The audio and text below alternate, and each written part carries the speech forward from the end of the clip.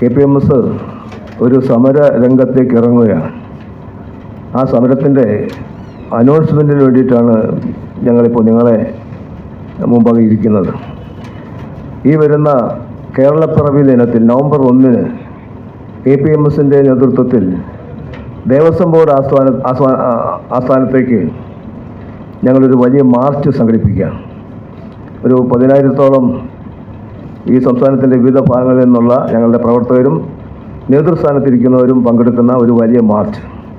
ഈ മാർച്ചിൻ്റെ ഉദ്ദേശ ലക്ഷ്യം ദേവസ്വം ബോർഡിൻ്റെ കീഴിലുള്ള ക്ഷേത്രങ്ങളിലും അനുബന്ധ വിദ്യാഭ്യാസ വ്യവസായ സ്ഥാപനങ്ങളിലും കേരളത്തിലെ ഏറ്റവും പിന്നോക്ക നിലയിൽ നിൽക്കുന്ന പട്ടികജാതി പട്ടികവർഗ ജനവിഭാഗത്തിന് അവിടുത്തെ നിയമനങ്ങളിൽ മതിയായ പ്രാതിനിധ്യം ലഭ്യമാക്കണമെന്നുള്ളതാണ് നമ്മളുടെ മുഖ്യ ഡിമാൻഡ്.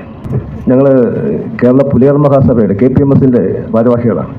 എൻ്റെ പേര് ഡോക്ടർ വിജയകുമാർ. ഞാൻ സഭയുടെ സംസ്ഥാന വർക്കിംഗ് പ്രസിഡൻ്റാണ്. ഇത് ശ്രീ ദീപരാജ് കൈമനം, അദ്ദേഹം KPMSൻ്റെ സെക്രട്ടേറിയറ്റ് അംഗമാണ്. ഇത് ശ്രീമതി ലൈല മാഡം, ഞങ്ങളുടെ സംസ്ഥാന കമ്മിറ്റി അംഗമാണ്. അതുപോലെ ശ്രീ രഞ്ജിത്ത് മുട്ടത്തറ, അദ്ദേഹം സഭയുടെ തിരുവനന്തപുരം താലൂക്ക് യൂണിയൻ്റെ സെക്രട്ടറിയാണ്.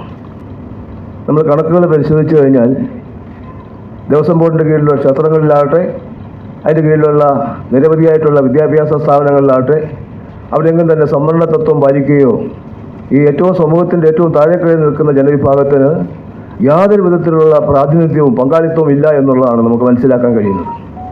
അത് അങ്ങേയറ്റം പ്രതിഷേധാർഹമായ ഒരു കാര്യമായി KPMS കാണുന്നു.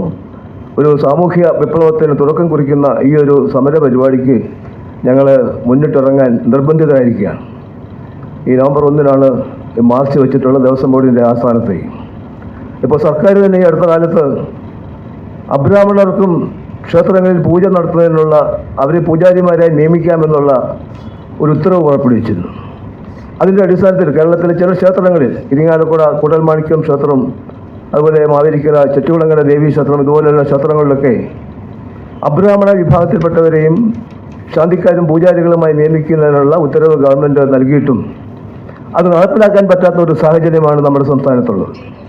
കാരണം ഇതിനൊക്കെ വിഘാതമായി നിൽക്കുന്നത് ഇവിടുത്തെ പൗരോഹിത്യ സമൂഹമാണ്. ആ പൗരോഹിത്യ സമൂഹം ഇത്തരം പൂജാരിമാർ ആ ക്ഷേത്രങ്ങളിൽ എത്തിച്ചേരുന്ന അവസരത്തിൽ അവർക്ക് പൂജ ചെയ്യുന്നതിനുള്ള അവസരം നിഷേധിക്കുന്ന ഒരു സാഹചര്യം ഉണ്ടാക്കിയെടുക്കും. ഒന്നുകിൽ അവർ രാജിവെച്ച് പോകും, അല്ലെങ്കിൽ ഈ പൂജാരിമാർ കൂട്ടത്തോടെ അവർ അവധിയെടുത്തു പോകുന്ന ഒരു സാഹചര്യം. ചുരുക്കി പറഞ്ഞാൽ അബ്രാഹ്മണരായിട്ടുള്ള പൂജാരിമാർക്ക് അവർക്ക് താന്ത്രിക വിദ്യാലയ സ്ഥാപനങ്ങളിൽ നിന്ന് താന്ത്രിക വിദ്യ അഭ്യസിച്ച് പൂജാകർമ്മങ്ങൾ ചെയ്യുന്നതിനുള്ള പൂർണ്ണമായിട്ടുള്ള അർഹതയുണ്ടായിട്ടും ഗവൺമെൻറ് അവർക്ക് നിയമനം കൊടുക്കാൻ തയ്യാറായിട്ടും പൂജാരിമാർക്കും അതിന് സമ്മതിക്കാത്ത ഒരു ദുസ്ഥിതിയാണ് നമ്മുടെ സംസ്ഥാനത്തുള്ളത്. ഇതിന് പ്രത്യക്ഷമായോ പരോക്ഷമായോ കൂട്ടുനിൽക്കുന്ന ഒരു സാഹചര്യമാണ് ഗവൺമെൻറ്റിൻ്റെയും ദേവസ്വം ബോർഡിൻ്റെയും ഭാഗത്തുനിന്നുള്ളത്. അവർ വിദ്യാഭ്യാസ സ്ഥാപനങ്ങളിലെ നിയമനങ്ങളിലും ഇപ്പോൾ അതിനെ സംബന്ധിച്ച് സുപ്രധാനമായിട്ടുള്ള ഒരു വിധി ഹൈക്കോടതിയിൽ നിന്ന് വന്നിട്ടുണ്ട്.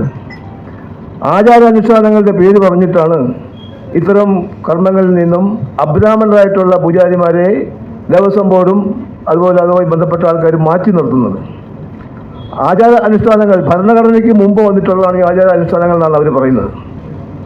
കോടതി, ബഹുമാനപ്പെട്ട കേരള ഹൈക്കോടതി അത് പരിശോധിച്ചതിന് ശേഷം സുപ്രധാനമായിട്ടുള്ളൊരു വിധി പ്രസ്ഥാനം നടത്തിയിട്ടുണ്ട്. അതിൽ ഭരണഘടനയ്ക്ക് വിരുദ്ധമായി, നിയമങ്ങൾക്ക് വിരുദ്ധമായി നിൽക്കുന്ന ആചാരങ്ങളാണെങ്കിൽ പോലും, അത് ഭരണഘടനയ്ക്ക് മുമ്പേ വന്നിട്ടുള്ള ആചാരങ്ങളാണെങ്കിൽ പോലും അത് നമ്മുടെ സംസ്ഥാനത്ത് നിലനിൽക്കുന്നതല്ല. അപ്പോൾ അതിനെതിരെ നടത്തുന്ന ഒരു തരത്തിലുള്ള പ്രവർത്തനങ്ങളെയും അംഗീകരിക്കാൻ പറ്റത്തില്ല എന്നാണ് കോടതി ആ വിധിന്യായത്തിലൂടെ പ്രസ്താവിച്ചിട്ടുള്ളത്.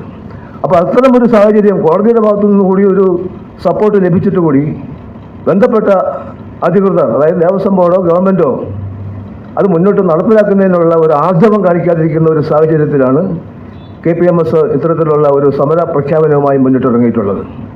ഈ നവംബർ 1-ാം തീയതി കേരളപ്പിറവി ദിനത്തിൽ പാളയം രക്തസാക്ഷി മണ്ഡപത്തിൽ നിന്ന് ഏതാണ്ട് ഒരു 10,000-ഓളം പേരെ പങ്കെടുപ്പിച്ചുകൊണ്ട് ഞങ്ങൾ നടത്തുന്ന മാർച്ച് അത് ദേവസ്വം ബോർഡിൻ്റെ ആസ്ഥാനത്തേക്കാണ് ഉള്ളത്.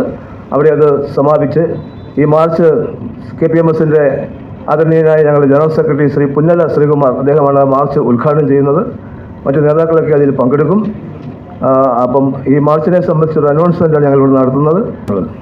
ഇപ്പോൾ ഈ അടുത്ത കാലത്ത് ഗവൺമെൻറ് ഇപ്പോൾ ഈ നിയമന ഉത്തരവിൻ്റെ കാര്യം പറഞ്ഞു.